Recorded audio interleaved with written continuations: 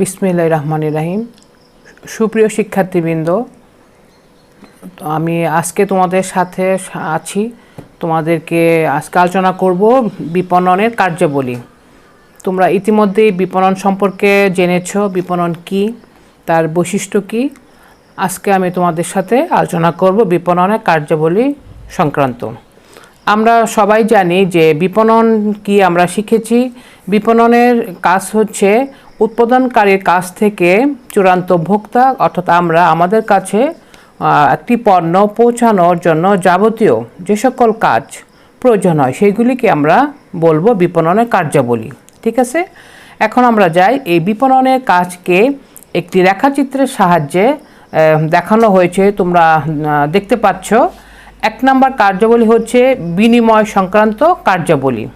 ঠিক আছে, তারপরে 2 নম্বর হচ্ছে বন্টন সংক্রান্ত কার্যাবলী, 3 নম্বর হচ্ছে সহায়ক কার্যাবলী। এখন আমরা যাব এই বিনিময় সংক্রান্ত কার্যাবলীকে আরও দুটো ভাগে ভাগ করা হয়েছে। 1 নম্বর হচ্ছে ক্রয়। ঠিক আছে, ক্রয় সম্পর্কে আমরা একটু বিস্তারিত আলোচনায় যাব। ক্রয় কি? ক্রয় হচ্ছে বিপণন প্রক্রিয়ার প্রথম ও প্রধান কাজ। ঠিক আছে, আচ্ছা, উৎপাদন কার্য পরিচালনা বা পরবর্তীতে বিক্রয়ের জন্য পণ্য বা সেবা ক্রয় করা হয়। যে প্রক্রিয়ার ভিত্তিতে অর্থের বিনিময়ে বিক্রেতার নিকট পণ্য হতে বা সেবার মালিকানা ক্রেতার নিকট হস্তান্তরিত হয় তাকেই ক্রয় বলে। আর এই বিপণনের ক্ষেত্রে ক্রয় কাজ বলতে আমরা আরও কিছু বিস্তারিত জানব। সেগুলি হচ্ছে প্রয়োজন নির্ধারণের জন্য আমাদের এই কিছু পলিসি প্রণয়ন এবং বাস্তবায়ন করতে হয়। তারপরে হচ্ছে সঠিক সরবরাহের উৎস নির্বাচন করতে হয়। আমরা কোথা থেকে পণ্যটি ক্রয় করব তার জন্য আমাদের একটি সঠিক উৎস আমাদের জানতে হবে। 3, বিক্রয় বা ব্যবসার ক্ষেত্রে ব্যবহারযোগ্য পণ্য নির্ধারণ। 4, প্রাপ্ত পণ্যের উপযুক্ততা যাচাইকরণ। পণ্যটি সঠিক কিনা, তার উপযুক্ত সঠিকভাবে আমরা এটাকে ব্যবহার করতে পারবো কিনা সেটাকে আমাদের যাচাই বাছাই করে দেখতে হবে। 5, পণ্যের মূল্য ও সরবরাহের শর্ত নির্ধারণ। আমরা পণ্যটি কি মূল্যে আমরা সরবরাহ করব এবং কি মূল্যে এটি আমরা বিক্রয় করব তারও কিছু শর্ত নির্ধারণ করতে হয়। তারপরে লাস্ট, সত্ত্ব হস্তান্তর অর্থাৎ সত্ত্ব মালিকানা। ক্রয়ের বিনিময়ে অর্থের বিনিময়ে আমরা একজনের কাছ থেকে আরেকজনের মালিকানা হস্তান্তরিত হয়, এটাকেই বলা হয় সত্ত্ব হস্তান্তর। এই হচ্ছে আমাদের ক্রয় সম্পর্কিত কার্যাবলী। এখন আমরা যাব বিক্রয় সংক্রান্ত কার্যাবলী, অর্থাৎ বিক্রয় কি? ভোক্তার প্রয়োজন নির্ধারণ, চাহিদা সৃষ্টি, ক্রেতা অনুসন্ধান এবং পণ্য সম্পর্কে ক্রেতাকে উপদেশ দান এবং আলাপ আলোচনার মাধ্যমে পণ্যের মালিকানা হস্তান্তর কার্যক্রমকেই বিক্রয় বলা হয়। আর এই বিক্রয়ের মাধ্যমে পণ্যের সত্ত্ব হস্তান্তর করলেই চলে না, সেই সাথে পণ্যটিকে কিভাবে আমরা তার উন্নয়ন ঘটাবো তার জন্য একটা সুন্দর প্ল্যানিং করতে হবে, চাহিদা সৃষ্টি করতে হবে, ক্রেতা সৃষ্টি করতে হবে এবং বিক্রয়ের শর্তাবলী নির্ধারণ ইত্যাদি এই যাবতীয় কাজগুলি আমাদের সম্পাদনের প্রয়োজন হয়। আর বিক্রয়ের কাজ বলতে আমরা নিম্নোক্ত আরও কিছু বিশেষ বিষয় আমরা জানবো। সেটি হচ্ছে কি করতে হবে, একটি পণ্যকে প্রথমত আমরা পরিকল্পনা করব এবং সেটাকে কিভাবে উন্নয়ন করা যায় তার ব্যবস্থা করব। 2, ক্রেতা অনুসন্ধান করব। এই পণ্যটি ক্রয় করলে এটার ক্রেতা আমাদের থাকতে হবে।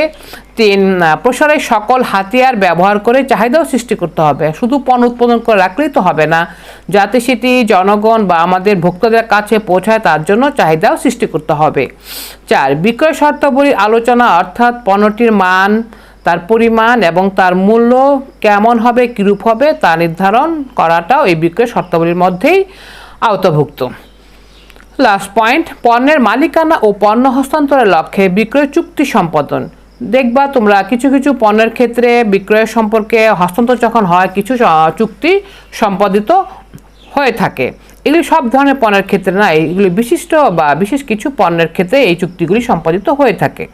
তাহলে বিনিময় কার্যাবলী সম্পর্কে আমরা জানলাম, ক্রয় বিক্রয়। এখন আমরা যাব বন্টন সংক্রান্ত কার্যাবলী, অর্থাৎ একটি পণ্য আমরা কিভাবে সেটি বন্টন করব। অর্থাৎ বন্টন কি, মানে উৎপাদনকারী কাছ থেকে আমাদের যারা আমরা ভোক্তা আছি তাদের কাছে যে পণ্যটি আছে পৌঁছাতে যে কাজগুলি সম্পাদন করা হয় সেগুলিকে বলা হয় বন্টন সংক্রান্ত কার্যাবলী। এখন এই বন্টন সংক্রান্ত কার্যাবলীর মধ্যে দেখো আছে, তোমরা লেখচিত্রে তোমরা দেখতে পাচ্ছ পরিবহন, গুদামজাতকরণ এবং মরুকীকরণ। এখন আমরা 1 নম্বর পয়েন্ট সম্পর্কে একটু আলোচনা করি। পরিবহনটা কি শোনো। পরিবহন বিপণনের অন্যতম একটি গুরুত্বপূর্ণ কাজ। আর এই পরিবহনের ক্ষেত্রে আমাদের অর্থাৎ বিপণনের এই কাজের মাধ্যমে পণ্যের কি হয় বলো তো, স্থানগত উপযোগ সৃষ্টি হয়। তোমরা সবাই এটা জানো যে এক স্থান থেকে পণ্য আরেক স্থানে যখন আমরা এটি দিব, অর্থাৎ একটি পণ্য একই জায়গায় উৎপন্ন হয় কিন্তু সেই পণ্যটি সারা বাংলাদেশে আমরা সেই পণ্যটি ভোগ করি। যেমন আমাদের এখানে ফার্টিলাইজারের সার উৎপন্ন হয়, এই সার কিন্তু শুধু যে এই আশুগঞ্জ আমরাই ভোগ করি তা না, এটি কিন্তু সারা বাংলাদেশে দেশের বিভিন্ন স্থানে এটি মানুষ ভোগ করে থাকে। তাহলে কিভাবে? সেটি এই পরিবহনের মাধ্যমেই সেই পণ্যটি আমরা এক স্থান থেকে আরেক স্থানে গিয়ে সব এলাকা বা সব জেলায় আমরা সেই পণ্যটি কে ভোগ করার সুযোগ দিয়ে আসছি। ঠিক আছে, তাহলে এটাকে বলা হয় স্থানগত দূরত্ব। পরিবহনের মাধ্যমে আমরা কি করতে পারি, ক্রেতাদের ভিতরে যে স্থানগত উৎপাদনকারীর কাছ থেকে ক্রেতাদের কাছে আসতে গেলে যে স্থানের যে একটা বাধা, সেটা আমরা এই পরিবহনের মাধ্যমে এটাকে দূর করতে পারি। তো এটাই হচ্ছে এই বাধা দূর করাটাই হচ্ছে পরিবহনের মূল কাজ। তাহলে এই গেল পরিবহন সম্পর্কে। এখন যাই আমরা গুদামজাত। এখন তোমরা দেখতে পাচ্ছ গুদামজাতকরণ। হ্যাঁ, গুদামজাতকরণ কি সেটা আমরা আগে জানবো। এই পণ্যের সময়গত বা কালগত উপযোগ সৃষ্টির লক্ষ্যে পণ্য সামগ্রী নিরাপদ স্থানে সঠিক অবস্থায় সংরক্ষণের প্রক্রিয়াকেই গুদামজাতকরণ বলে। অর্থাৎ আমরা জানি যে নির্দিষ্ট সময়ে যে সকল পণ্য উৎপাদিত হয় তা আমাদের উৎপাদনের মৌসুমেই পরিপূর্ণভাবে নিঃশেষ হয়ে যায় না। যেমন আলু, চাল আমরা প্রতিদিন নিত্য প্রয়োজনীয় যে আমরা পণ্য সামগ্রীগুলো আমরা ভোগ করছি সেগুলো কিন্তু প্রতিদিনই উৎপন্ন হচ্ছে না, তাই না? তাহলে সেগুলি আমরা সেগুলো একটা মৌসুম উৎপাদিত হয়, কিন্তু এই গুদামজাতকরণের মাধ্যমে সংরক্ষণ করার ফলে কিন্তু আমরা প্রতিদিন এগুলি আমরা ভোগ করতে পারছি বা ব্যবহার করতে পারছি, তাই না? আর সাধারণত কৃষিজাত ও শিল্পজাত পণ্যের উৎপাদনকাল এবং ব্যবহারকালের মধ্যে যে সময়গত পার্থক্য পরিলক্ষিত হচ্ছে তা ওই পণ্য ব্যবহারে বা বিক্রয়ে একটা প্রতিবন্ধকতা সৃষ্টি করে। আর এই গুদামজাতকরণের মাধ্যমে এরূপ প্রতিবন্ধকতা দূর করে পণ্যের সময়গত উপযোগ সৃষ্টি করা যায়। নিশ্চয়ই তোমরা এটা বুঝতে পারছো যে সময়গত উপযোগ আমাদের সৃষ্টি করে গুদামজাতকরণের মাধ্যমে। ঠিক আছে, এর পরবর্তীতে যাই আমরা। দেখো মোড়ককরণ। হ্যাঁ, এটা অর্থাৎ কি? মোড়ককরণ অর্থাৎ আমরা একটি পণ্য তার মান সঠিক এবং সুন্দরভাবে বজায় রাখার জন্য বা ক্রেতাদের কাছে পণ্যটি পৌঁছে দেওয়া বা নানাবিধ উদ্দেশ্য অর্জনের জন্য পণ্য মোড়কীকরণের প্রয়োজন হয়, তাই না? এবং এই পণ্য মোড়কের নকশাকরণ, উন্নয়ন ও পণ্যের গায়ে তা লাগানোর সাথে জড়িত কাজকেই মোড়কীকরণ বলে।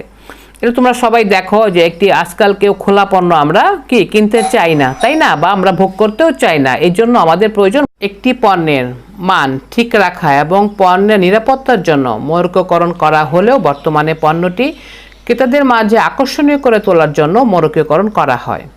আবার কিছু পণ্যের ক্ষেত্রে সরকার বা আন্তর্জাতিক আইন অনুযায়ী মোড়কীকরণ বাধ্যতামূলক। যেমন বেবি ফুড, গুঁড়া দুধ, কেমিক্যাল সামগ্রী, রাসায়নিক দ্রব্য ইত্যাদি পণ্যের ক্ষেত্রে মোড়কীকরণ বাধ্যতামূলক। তাই আমরা বলবো যে একটি পণ্য উৎপাদন ও বন্টনের ক্ষেত্রে একদিকে যেমন মোড়কীকরণের বাধ্যবাধকতা আছে, অন্যদিকে তেমনি পণ্যটিকে ক্রেতাদের কাছে আকর্ষণীয় করে তোলার জন্য এবং অক্ষত অবস্থায় দ্রুত ক্রেতার নিকট পৌঁছানো নিমিত্তে মোড়কীকরণের প্রয়োজন পড়ে। অর্থাৎ এটা একটি বিরাট গুরুত্বপূর্ণ, কারণ আজকাল আমরা ক্রেতারা কেউ পণ্যের খোলা কোনো পণ্য আমরা সহজে কিনতে চাই না, এবং যেই মোড়কীকরণ যেটা সবচেয়ে সুন্দর এবং আকর্ষণীয় সেদিকে আমাদের ক্রেতাদেরও দৃষ্টি বেশি। এই জন্য একটি পণ্য মোড়কীকরণের করা অনেক গুরুত্ব বহন করে আসছে। তাহলে আমরা পণ্যের বন্টন সংক্রান্ত কার্যগুলিগুলি আমরা শেষ করলাম। এখন আমরা যাব পণ্যের সহায়ক কার্যাবলী। ঠিক আছে, বিপণনের সহায়ক কার্যাবলীগুলি কি? অর্থাৎ আমরা সহায়ক কার্যাবলী বলতে বুঝবো যে একটি পণ্য বিপণনের জন্য যে সকল ব্যবসায়িক কার্যক্রম সম্পাদন করতে হয় তাদেরকেই বিপণনের সহায়ক কার্যাবলী বলে। আর এই সহায়ক কাজগুলো কি তোমরা একটু দেখে নাও। এক আছে অর্থসংস্থান। তাহলে অর্থসংস্থান সম্পর্কে আমরা এখন যাই। অর্থসংস্থান কি? প্রাতিষ্ঠানিক লক্ষ্য অর্জনের উদ্দেশ্যে সম্পাদিত কার্যের জন্য কী পরিমাণ অর্থের প্রয়োজন তা নির্ধারণ, অর্থের উৎস অনুসন্ধান, অর্থ সংগ্রহকরণ, সংরক্ষণ এবং প্রয়োজনীয় ব্যয় বা বিনিয়োগ করার সকল কাজকেই অর্থসংস্থান বলে।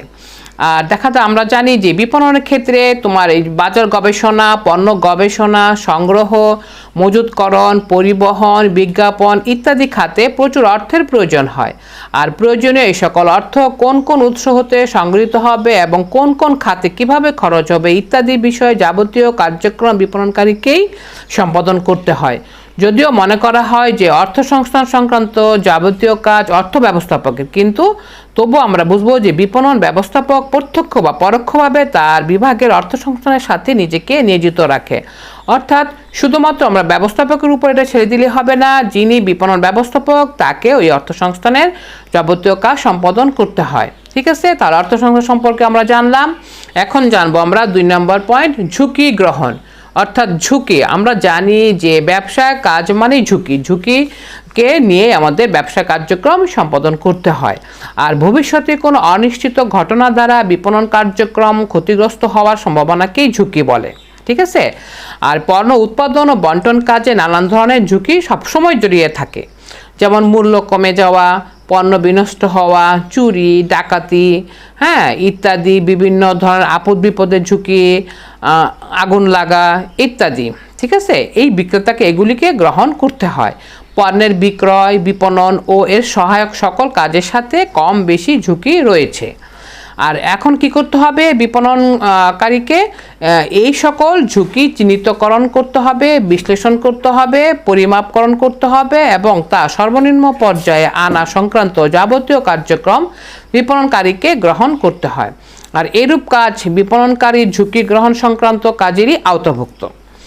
আর অবশ্য আমাদের এই ঝুঁকি লাঘব করার একটা উপায় আছে, সেটা তোমরা সবাই জানো, বিমা। এই বিমার মাধ্যমে বা বিমা সহযোগিতাকে নিয়ে এই ঝুঁকি কমানো যেতে পারে। তাহলে ঝুঁকি সংক্রান্ত কাজ আমরা জানলাম। এখন জানবো মান নির্ধারণ ও শ্রেণীবদ্ধকরণ। ঠিক আছে, তো মান নির্ধারণ, পণ্যের সুনির্দিষ্ট মান স্থির করাকেই মান নির্ধারণ বলে। অর্থাৎ আমি পণ্যটি কি ধরনের বা তার কি বৈশিষ্ট্য, তার আকার, তার এইগুলিকে নির্ধারণ করাই হচ্ছে পণ্যের মান নির্ধারণ। অতএব এ সকল নির্ধারিত মান অনুযায়ী বা গুণাগুণের ভিত্তিতে শ্রেণী বিভক্তকরণ প্রয়োজন হয়। মান নির্ধারণ ও শ্রেণীবদ্ধকরণের ফলে মান ও মূল্য নির্ধারিত থাকে, তাই এই ক্ষেত্রে দর কষাকষি পরিহার করা সম্ভব হয়। এতে ক্রেতা এবং বিক্রেতার সময়, অর্থ ও শক্তির অপচয় রোধ হয়। ঠিক আছে, সবে আমরা এটা বুঝতে পারছি, মান নির্ধারণ ও শ্রেণীবদ্ধকরণ। তারপরে যাই 4 নম্বর পয়েন্ট, বাজার তথ্য সংগ্রহ। ঠিক আছে, বাজার তথ্য অর্থাৎ বাজার তথ্য সংগ্রহকে বিপণনের জীবন রক্ষাকারী কাজ হিসেবে গণ্য করা হয়।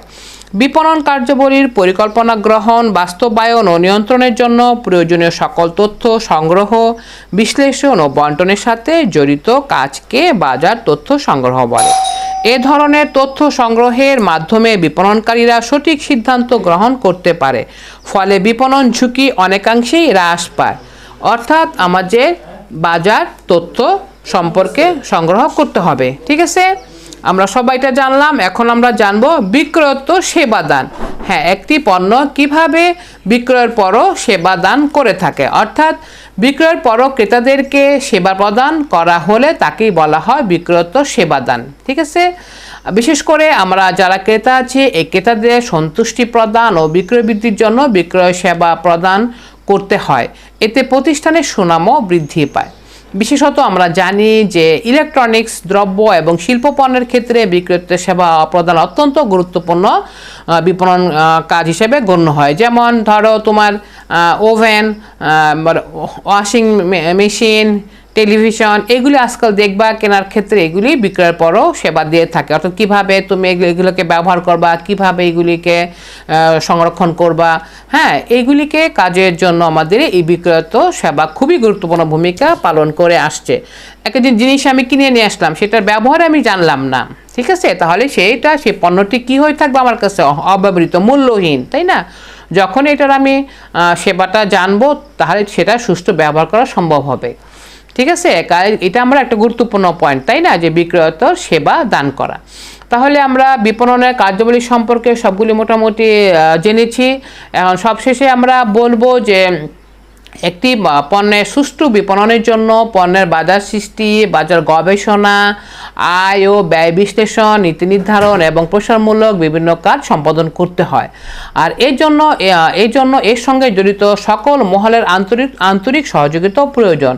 আন্তরিক সকলের সহযোগিতা ছাড়া কখনোই একটি পণ্য বিপণন করা সম্ভব নয়। অর্থাৎ উৎপাদনকারীর কাছ থেকে ভোক্তাদের কাছে, ক্রেতাদের কাছে আসা এই যাবতীয় আমরা যা এখন জানলাম, বিনিময় কার্যাবলী, বন্টন কার্যাবলী, সহায়ক কার্যাবলী, এর ভিতরে যে পয়েন্টগুলি আমরা আলোচনা করেছি, প্রত্যেকটা পয়েন্ট আমাদের এই বিপণনের কার্যাবলীর ক্ষেত্রে গুরুত্বপূর্ণ ভূমিকা পালন করে আসছে। তাহলে আমাদের এই প্রত্যেকটা পয়েন্ট আমরা অত্যন্ত গুরুত্ব সহকারে আমরা সেগুলি জানবো এবং পড়বো। তাহলে বিপণনের কার্যাবলী সঠিক এবং সুন্দরভাবে আমরা উপলব্ধি করতে পারবো এবং বুঝতে পারবো। তাহলে প্রিয় শিক্ষার্থীবৃন্দ, এখন আমাদের এই পর্যন্তই বিপণনের কার্যাবলী সম্পর্কে। আমি এর পরবর্তীতে যাব বিপণনের গুরুত্ব। ঠিক আছে, তা আজ আমরা এই পর্যন্তই থাকি। সবাই ভালো থাকবে, সুস্থ থাকবে। আল্লাহ হাফেজ।